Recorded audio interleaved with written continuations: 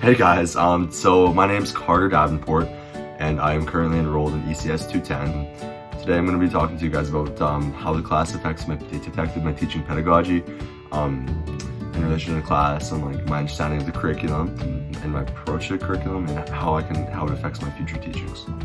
And the purpose of this video is to address the impact the class has had on me in relation to my viewing of the curriculum and my understanding of the curriculum and how I'm going to implement it into my future teachings. So coming into the class, I assumed that curriculum was just a piece of paper, was a list of outcomes and indicators that the government gave out, but really curriculum is more than that. And after taking this class, I've realized that. And coming in, I didn't realize that there's curriculum as a process, curriculum as a syllabus. There's just so many different options, like there's so many different routes, and there's hidden curriculum. I believe that my viewpoint has changed for the better, because now I understand the curriculum is more than just outcomes and indicators, right?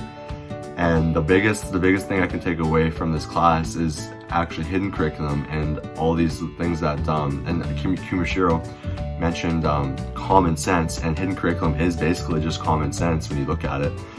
And my awareness of common sense within the classroom is quite prevalent after taking this course. One of the lectures that really stood out to me was when we brought the guest speaker in, and she mentioned how math is, everyone can do math. And I found that really interesting, because me personally, I might not be the best, I might not be the smartest person at mathematics, but at the end of the day, it's all about just learning how to do it. And some people might take a different path, and some people might need a little bit more help, but at the end of the day, it's like everyone's good at math. It's just about how we can get the students to the end goal. The day I actually get into the classroom, I already know that I'm going to view curriculum as a process more than a product. And I know I said earlier about how important it is, like at the end of the day, it's always going to be a product, but I believe that helping students along the way is going to be super beneficial to my teachings. And when I actually bring it into the classroom, I'm going to try to veer away from the conventional, like seeing it as a product, and have a syllabus and follow that throughout the semester.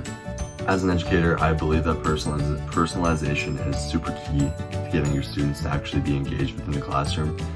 And that's one thing I noticed through seminars, is that Stacy was really good with knowing everyone's names, and I found that really important. Personalization can allow the opportunity to talk about difficult topics, such as like reconciliation. Like, it's not an easy topic to bring up to your classrooms, right?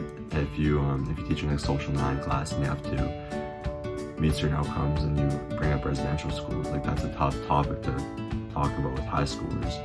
Throughout the course of ECS 210, I actually did feel quite uncomfortable, because I am a typical white male, and I am part of the majority, and there's lots of factors that you don't really realize that go on within society, because it's not happening to me, so I'm not aware of it. So yeah, I throughout the course I did get quite uncomfortable, and it really made me reflect on my own self, and do I contribute to these societal factors that we see?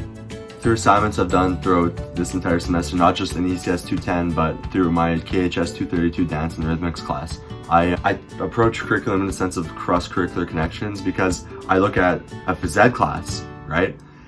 And through that phys ed class, I can actually meet other outcomes through like vehicles such as dance. I can cover drama, I can cover social studies, and that, I feel like that approach to that approach that I have to the curriculum is going to change, because these cross-curricular connections benefit the students way more than if you look at it, okay, look at phys ed 9. Okay, I got 10 outcomes, 10 indicators, let's cover them individually. I don't think that's the right way to approach education. Some of the teachings that made me uncomfortable was actually one of the first readings when we read the journal article on common sense, because it's kind of scary to think about common sense in terms of like education, because there's so many factors that are just normal to us. But if you have somebody coming from an outside country coming into like the typical Saskatchewan high school, discrimination is huge, and I don't experience that ever. And for me to recognize that people do go through that on a day-to-day basis, but I never have to deal with it. That's huge in the sense of me trying to fix myself to be a better educator. One question I have though is, as a future physical educator, how can I successfully implement more First Nations teachings into my teaching, right? Well, that's it. So thank you for listening, and have a great Christmas, and see you later.